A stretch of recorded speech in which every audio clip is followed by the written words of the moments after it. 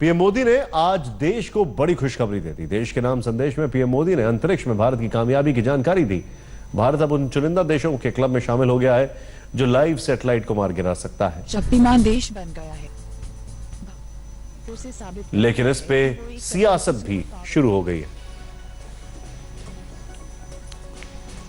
एलियो लो orbit में यह live satellite, जो कि एक पूर्व निर्धारित लक्ष्य था, उसे एंटी सैटेलाइट ए-सैट मिसाइल द्वारा मार गिराया गया है। सिर्फ 3 मिनट में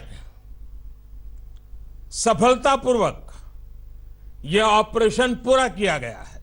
मिशन शक्ति यह अत्यंत कठिन ऑपरेशन था, जिसमें बहुत ही उच्च कोटि की तकनीकी क्षमता की आवश्यकता थी। वैज्ञानिकों द्वारा सभी निर्धारित लक्ष्य और उद्देश्य प्राप्त कर लिए गए हैं।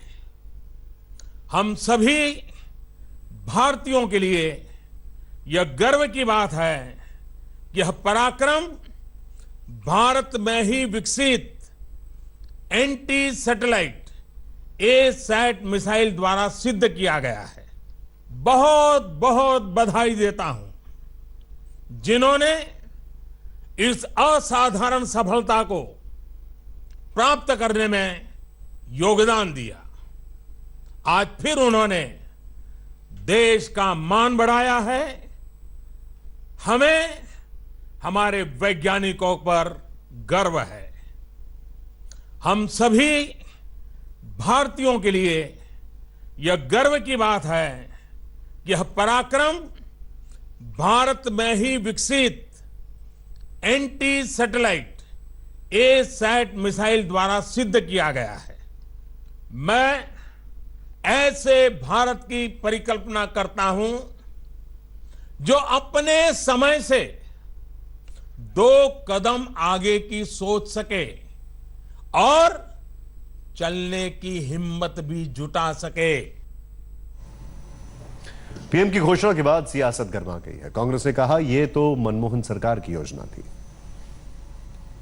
आज भारत के वैज्ञानिकों ने बहुत बड़ा काम किया है और प्रधानमंत्री नरेंद्र मोदी जी की अगुवाई में देश एक और बहुत बड़ी ऊंचाई पर चढ़ गया है। आज भारत दुनिया की 4थे बड़ी स्पेस शक्ति बन गया है। ये कैसे हुआ है? एक लो ऑर्बिट सैटेलाइट जिसकी नजर भारत के खिलाफ ठीक नहीं थी, उसको भारत में निर्मित सैटेलाइट ने मात्र 3 मिनट में मार गिराया। यह है भारत की नई क्षमता, जो अमेरिका, चीन और एक आध देश के बाद भारत ने 4थी ताकत प्राप्त की है। अगर डीआरडीओ के चीफ इस परीक्षण की सफलता की घोषणा करते तो उससे एक बेहतर संदेश जाता और प्रधानमंत्री जी ट्वीट करके या बाइट देके उसको बधाई देते तो ज्यादा बेहतर संदेश जाता। लेकिन चुनाव का मौका है, हर चीज को चुनावी रंग में रंगना है, हर चीज का चुनावी फायदा लेना है। ऐतिहासिक मिशन शक्ति को सफल बनाने के लिए भारतीय वैज्ञानिकों को बहुत बहुत बधाई और शुभकामनाएं। भारत तेजी से विश्वगुरु बनने के तरफ आगे बढ़ रहा है और प्रधानमंत्री मोदी जी के नेतृत्व में विश्व में एक सुपर इकोनॉमिक पावर के साथ साथ एक सुपर वैज्ञानिक पावर के रूप में भी आगे जा रहा है। इसकी बहुत खुशी है। ये साइंटिफिक डिपार्टमेंट के लोगों की उपलब्धि है। प्रधानमंत्री ने व्यक्तिगत तौर पर इसमें कुछ योगदान नहीं दिया है। एक नेता होने के नाम से वो क्रेडिट जरूर ले लें, मगर जहाँ तक कि चुनावी घोषणाओं की बात है, चुनावी भाषणों की बात है, आप इसका फायदा लेने की कोशिश इसलिए न करें कि आप ये स्पेस की बात करते हैं, जब जनता जो है 130 करोड़ वो जमीन की बात मानती है। मिशन शक्ति को लेकर सियासत शुरू हो गई है। समाजवादी पार्टी के मुखिया अखिलेश यादव ने कहा है कि मोदी देश के मुद्दों से क्यों भाग रहे हैं। अखिलेश यादव ने कहा है कि चुनाव से पहले इस सबका ऐलान करने की आवश्यकता क्या थी, ये कांग्रेस ने कहा है।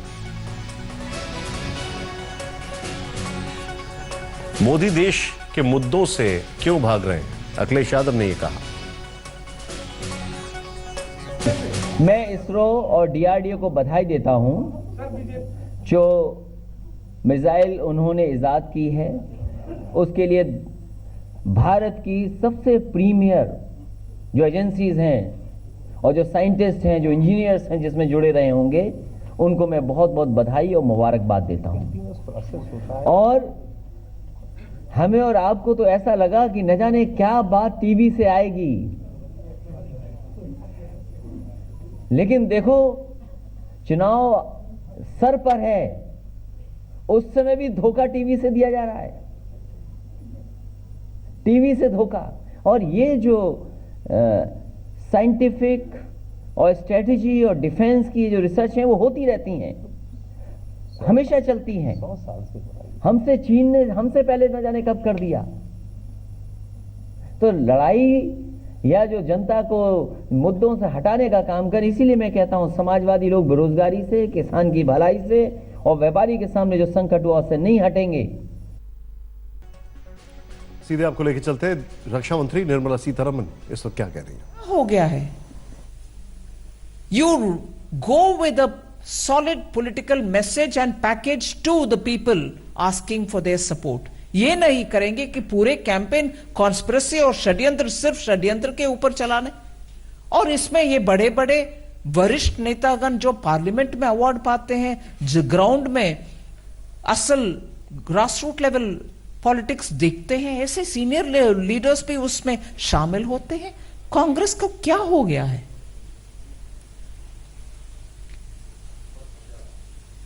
Actually, if you go into the details of what they've exposed, we don't even know who the guy is who's going inside BJP office.